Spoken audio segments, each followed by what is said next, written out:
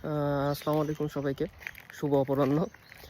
আচ্ছা, গতদিন আমি একটা ফেসবুকে ভিডিও দিছিলাম।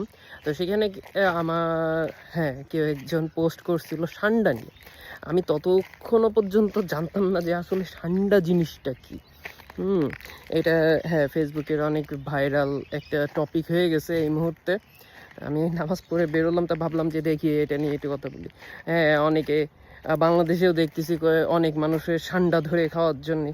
ভাই, বাংলাদেশে ঠান্ডা পাওয়া যায় না ভাই। বাংলাদেশে ঠান্ডা কিভাবে পাওয়া যাবে? যা পাওয়া যায় তা হচ্ছে গুই সাপ। আর গুই সাপ খাওয়া হারাম ভাই। আর ও খাইলে মানুষ অসুস্থ হবেই। আর ঠান্ডা এই জিনিসটা পাওয়া যায় মূলত হচ্ছে মিডল ইস্টে। তো মিডল ইস্টে পাওয়া যায় কারণ ওইটা হচ্ছে মরুভূমির প্রাণী। আর ওইটা খাওয়া হালাল। আমি ওইটা নিয়ে একটু রিসার্চ করলাম বা হ্যাঁ অনেক কিছুই দেখলাম যে ঠান্ডা খাওয়া হালাল। মহানবী সাল্লাল্লাহু আলাইহি সাল্লাম না খাইলেও আপনার তার সাহাবীরা এটা খাইছে।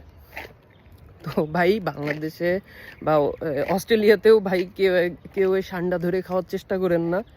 এটা মিডল ইস্টে পাওয়া যায় শুধু। আর এই অস্ট্রেলিয়াতে বা বাংলাদেশে যা পাওয়া যায় সেগুলো হচ্ছে গুইসাপ। ধন্যবাদ। আল্লাহ হাফেজ।